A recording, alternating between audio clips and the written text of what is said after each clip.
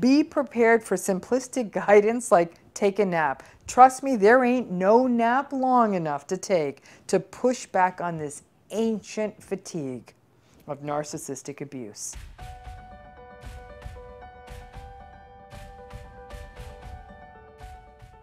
Today we're going to take on the issue of physical symptoms in people who are experiencing narcissistic abuse.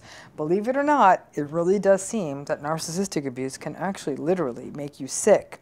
Before we go on to that, one thing I'd love to hear from you guys in the comment section, if you've been in a relationship with a narcissist, do you feel like you got sick, like literally physically ill? What kinds of things did you experience with it? Headaches, muscle aches, like what happened? Think if we can sort of see what that is. Many other people say, yeah, I got migraine headaches, or I got all this muscle weakness, or whatever it may be. I think everyone sort of needs to hear this so you can really see what the reach of this is. And before we even go farther, I'm always going to invite you, please, you're going to see what an amazing community this is. Just look at the comment section, subscribe, join this channel. Hit that notification bell to be reminded to get your little dose of narcissism training. And if you do end up liking this, give us that thumbs up, because I like a little validation too. So let's talk a little bit about the physical symptoms we can see in people who are experiencing narcissistic abuse. So let's start with a question. Can narcissistic abuse literally make you physically ill? I'd base it on what I've seen. I'd say, yeah, it does. So let's just take this on solely from a stress perspective. Being in a narcissistic relationship is stressful, and stress has numerous impacts on health. Headaches, muscle tension, diminished immune function, which can in turn make you more vulnerable to all kinds of illnesses. If you have pre-existing health conditions such as autoimmune disorders, asthma, diabetes, stress can exacerbate the course of your illness. And if you have a more acute illness, such as cancer, experiencing narcissistic abuse, as with any acute illness, may potentially result in a poorer course just because of the ongoing stress, which makes engaging in treatment, adherence, and coping all the more difficult. There are a couple of different pathways by which narcissistic abuse can actually affect your physical health.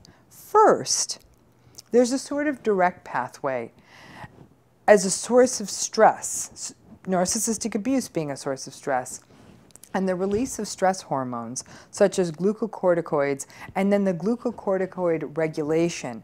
And these things impact immune functioning, as well as things like, for example, inflammatory responses that would exacerbate asthma, autoimmune diseases, and type 2 diabetes. And this glucocorticoid dysregulation is also associated with the onset of mental illnesses. Now, narcissistic abuse is a unique form of stress. It can be long-term. In some cases, it is inescapable. Many people still do not fully understand it.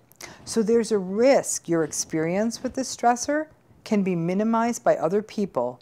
And as you actually start feeling physically ill, you may not actually connect the toxic person in your life with the slow deterioration of your health. Doing the kind of research we need to do to substantiate this is not going to be easy. In an ideal world, we would follow people for many years, monitor their health, measure their relationships and the relationship quality and stress levels, and watch what happens. I hope someone does that relationship by the time, I hope someone does that research. By the time it comes out, I'm going to be long dead, okay? My observational perch on this, though, has been solely observational. I have watched otherwise healthy people develop illnesses that didn't make sense, given their age and their physical condition, or have had illnesses that had much more complex courses. And the one thing that they had in common was long-term relationships with people who had very difficult personalities. The physical effects we observe in people experiencing narcissistic abuse can also happen through indirect pathways.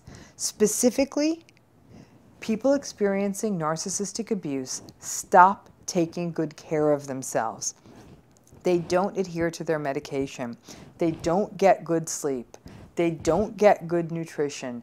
They don't engage in any healthy exercise. Those of you experiencing narcissistic abuse, and this was actually another episode in the series, you have terrible self-care. And since the narcissists in your life don't care whether or not you take care of yourself or not, but let me tell you this, those narcissists sure as hell ensure that they take very good care of themselves, and they expect everyone to get on board with that. You don't have someone reminding you to take care of you, stepping in, or actually caring for you. Over the long term, the person experiencing narcissistic abuse simply stops trying, can get bogged down in the apathy, and the futility of these relationships can translate into you not adequately taking care of yourself and taking the stance of, ugh, why bother? This is real, and I am a firm believer that these narcissistic relationships take years off of our lives.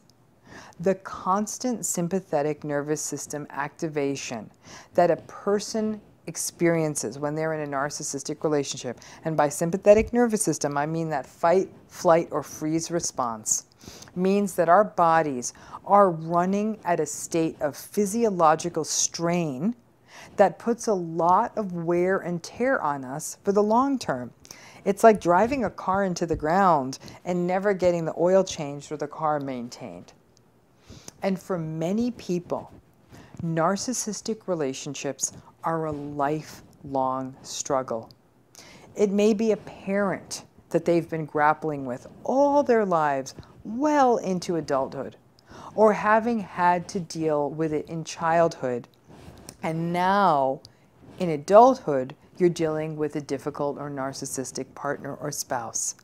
It can feel unrelenting, and I can promise you this, it is taking a toll on your body. Many people in narcissistic relationships report experiencing a sort of brain fog. It's sort of this sense of not being able to think straight or think well or think sharply. It's interesting because it's very similar to what people who have other forms of brain fog, where I've most commonly heard this is those who are completing or have completed, for example, a course of chemotherapy, people taking other kinds of medications, people living with fatigue-inducing disorders.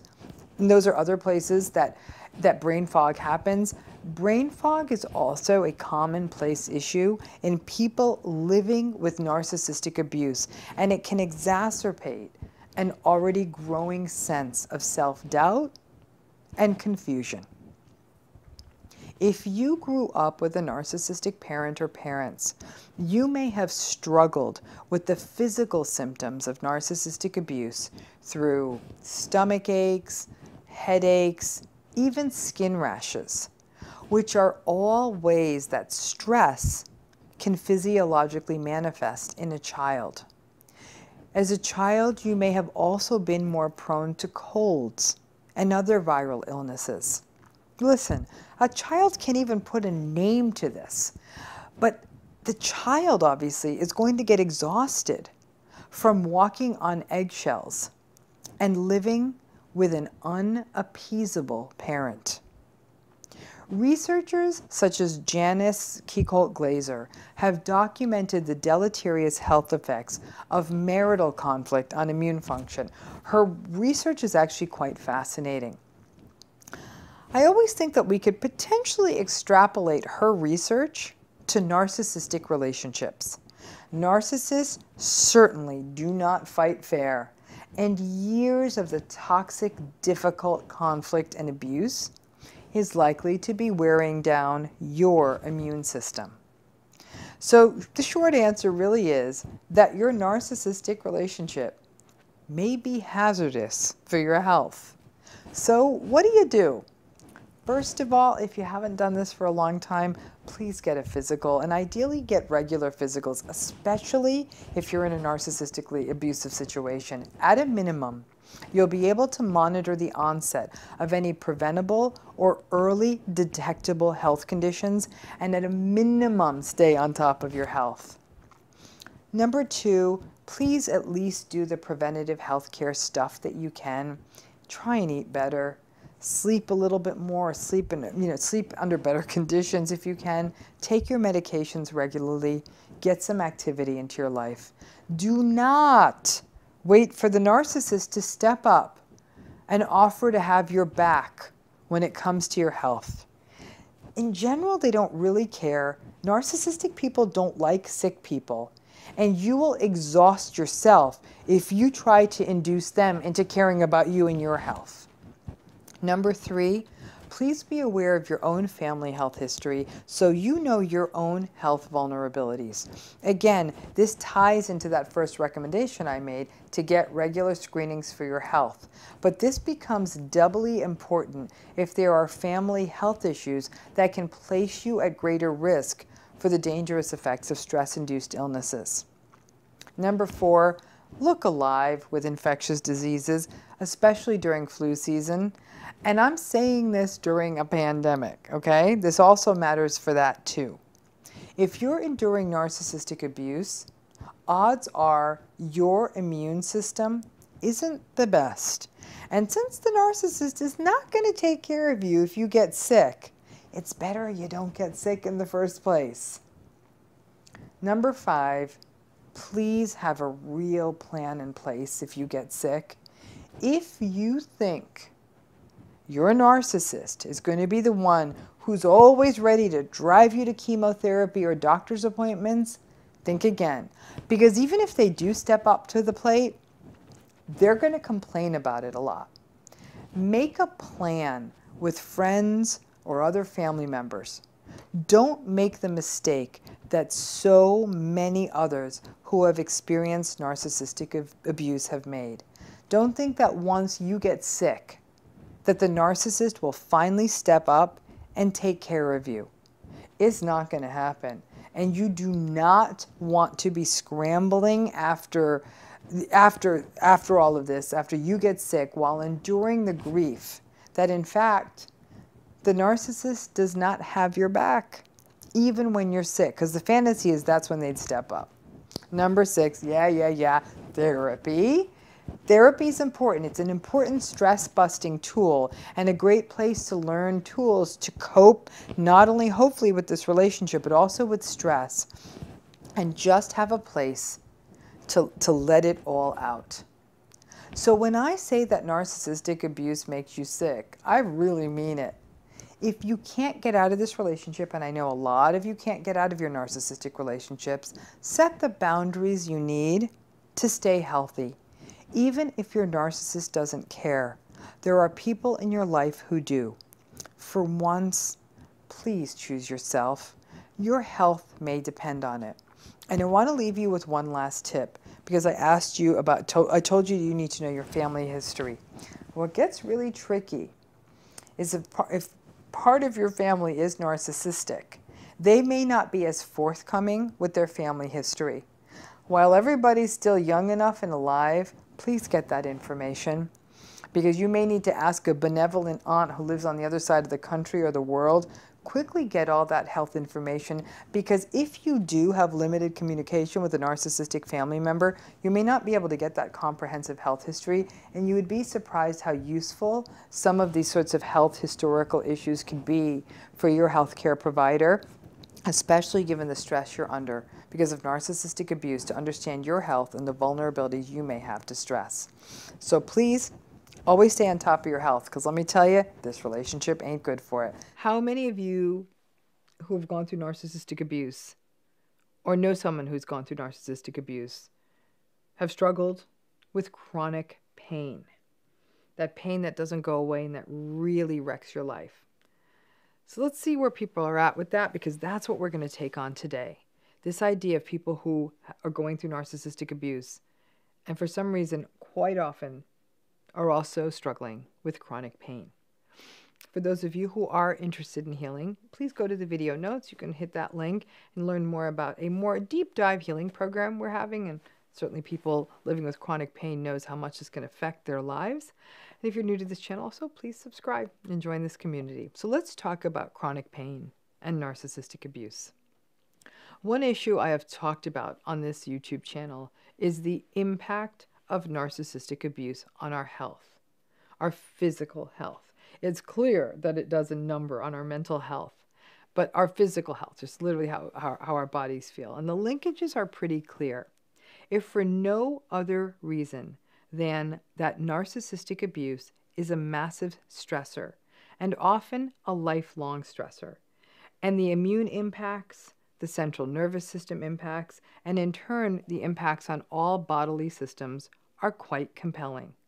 I have worked with and talked with myriad survivors who have shared stories of illnesses they had very few sort of biological or genetic or behavioral risks for, or who had the onset or exacerbation of things like autoimmune conditions that are impacted by stress. And something else I am seeing more and more in survivors is chronic pain. Chronic pain is the pain that persists after the physiological causes of the pain have largely healed or are ruled out. So for example, when a person, first breaks a bone, or in the weeks after a surgery, we see acute pain. There's surgery or there's an injury, and the pain is a clear byproduct of that. Medications and therapies and icing and things like that are used to manage it. But over time, things may transition to a point where there's really no longer a clear identifiable physiological cause that makes sense, and then pain is treated and conceptualized as chronic pain. Chronic pain isn't fake. It's very, very real. And it's hard to treat because the cause isn't always as clear. There's no surgery that can be done. There's no way to even follow or track the biological progress except to ask the person their pain level. And as you can imagine, when a person experiences chronic pain, some of the risks include things like potentially getting dependent on narcotic medications and limitations, other areas of life, not being able to work or things like that, or mental health issues, lots of depression in people with chronic pain.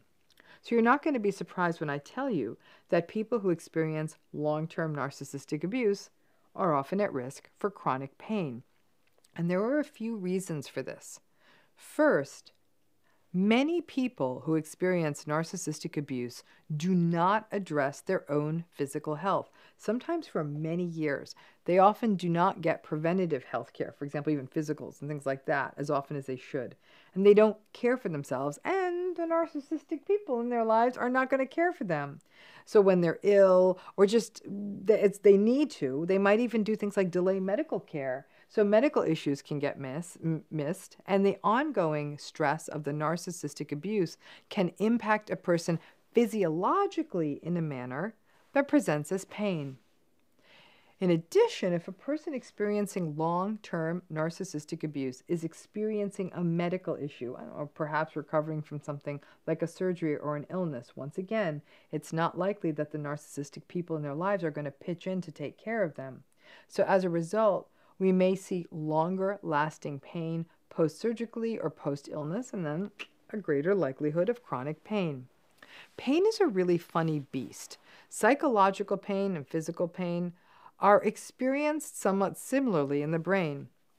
Dr. Naomi Eisenberger's groundbreaking research shows that both social pain and physical pain sort of share these sort of neural origins in our brain, meaning that our brain experiences both. Social and physical pain is just pain.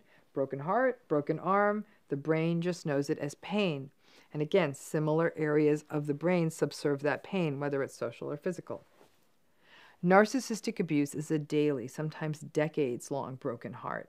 And what this means is that people who experience narcissistic abuse may be more vulnerable to experiencing long-term physical pain and have poorer outcomes when they experience any kind of an illness or injury or surgery. Now, this is really real. If you are experiencing narcissistic abuse, this isn't just about the psychological harm of these relationships, because they are, but we feel these in our bodies. I am sure many of you have had this experience, that this relationship literally makes you sick. The difficult part, and I have witnessed it firsthand with long-term survivors of narcissistic abuse, is that the medical establishment doesn't really get it. So if you try to frame sort of experience of chronic pain to healthcare professionals, and I've done this on behalf of patients, that you try to share that this person's in a long-term toxic relationship that may be exacerbating or even creating their pain experience, you're probably going to get blank stares.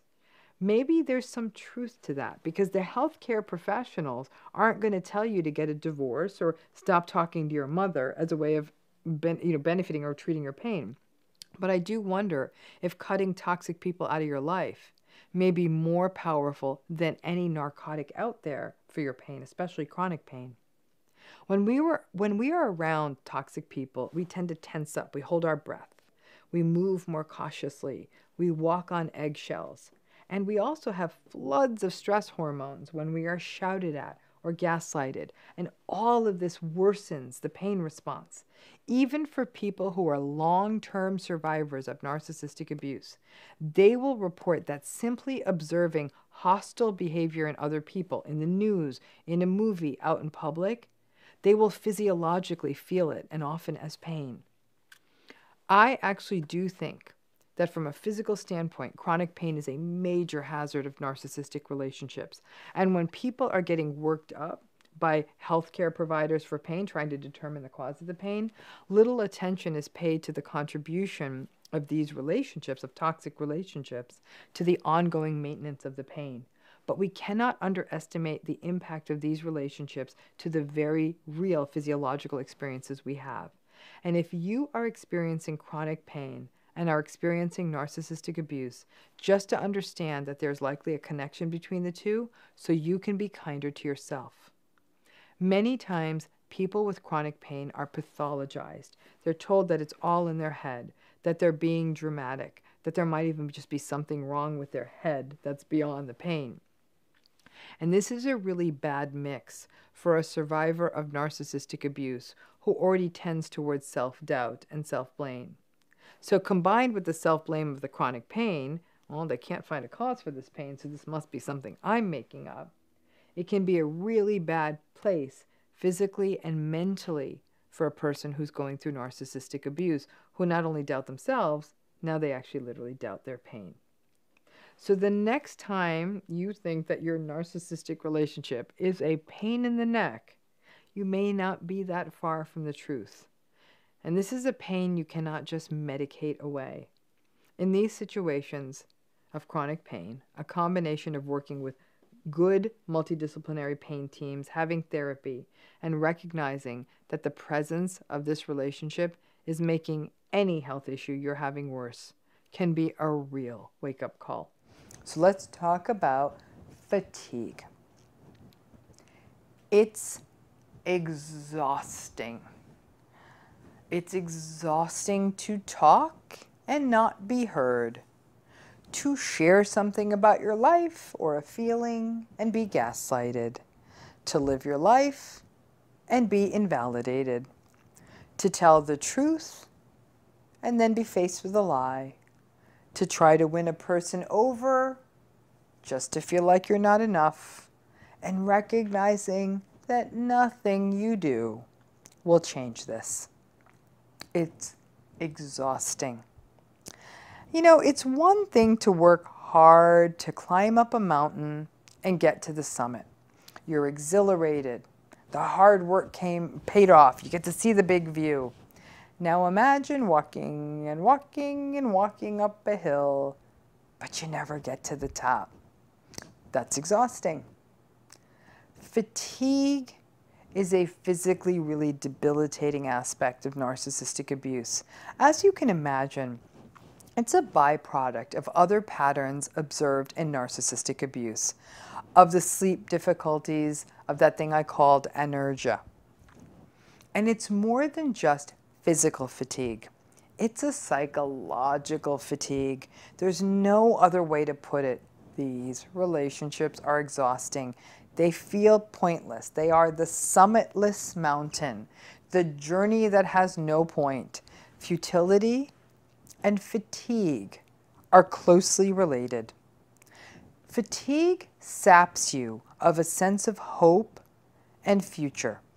And many of the symptoms discussed in the A-Town video are a byproduct or predicted by fatigue: the apathy, the anhedonia, and the inertia. It's awful to feel fatigued. Listen, you may even be getting enough sleep, but still be fatigued, secondary to narcissistic abuse, because of the confusing abyss that lies in front of you day after day. I'm a big believer that knowledge can help a little with this.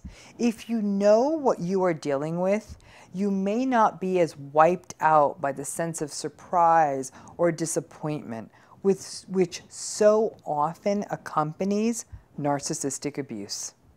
Many people blame themselves, and in fact, the narcissist may become quite frustrated with you for being fatigued.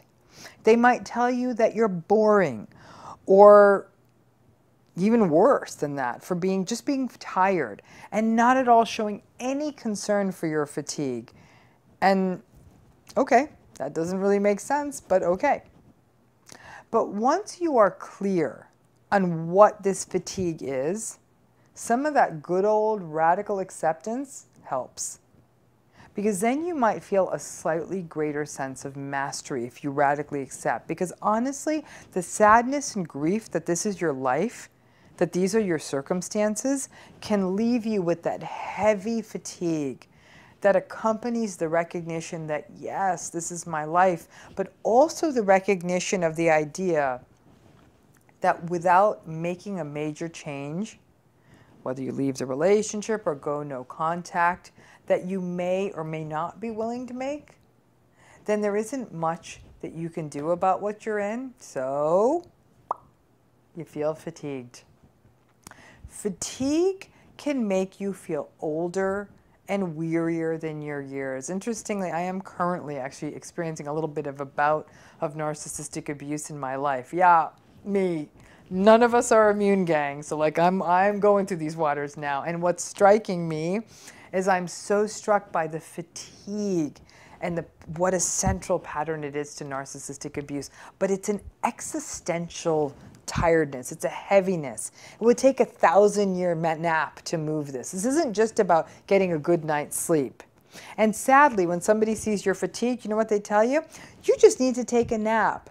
That's the guidance you get from people who don't understand narcissistic abuse. So what do? First of all, be kind to yourself. Turn inward if you need. Cut out a lot of the BS that you don't need to have to deal with on that day. Turn the tap off on the toxic people and maybe the toxic responsibilities in your life. Give yourself the space you need and just practice a little bit of self-kindness. You might have a little bit more bandwidth the next day. Number 2, always rule out other causes for fatigue. While it's very likely that the narcissistic abuse is a major driver of your fatigue, in case that this might be due to a medical condition, you want to get that ruled out. Thirdly, you must expect no sympathy from your narcissist. Don't tell them that you're tired just to be gaslighted by them. My favorite is when you tell someone, oh, I'm tired, and your narcissist says, you aren't tired, you have no right to be tired. Don't tell them you're fatigued. And even if you do tell other people, be prepared for simplistic guidance like take a nap. Trust me, there ain't no nap long enough to take to push back on this ancient fatigue of narcissistic abuse. Number 4, lots of us are feeling fatigued now. The world has gone upside down and our lives don't make sense in the same way. For those who are enduring narcissistic abuse at the same time as all the things that are going on in the world, fatigue is almost a guarantee. Try not to hold unrealistic standards and keep a more realistic pace. And you know what? Please stop watching the Instagram posts of people making four-course quarantine dinners and baking home-baked bread. Listen, make yourself a sandwich and call it a day when you need. Fatigue sucks. It shows on your face and in your work and all that you do.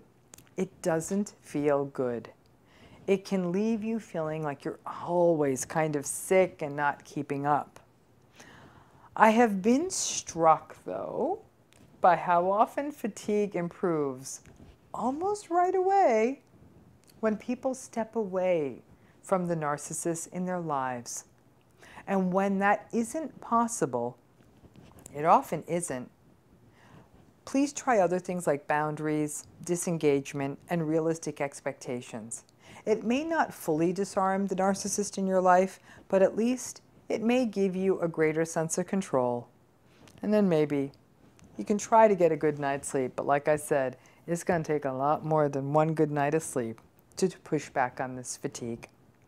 So thanks again for tuning in. Please subscribe. Love to hear your fatigue stories too and how you guys push back on this, because let me tell you, this fatigue is something you carry around with you a lot. People will look at you and say, gosh, you look real tired. You're thinking, oh man, I slept for 9 hours last night, but it's something different. It's a different kind of a tired, and it's very unique to narcissistic abuse.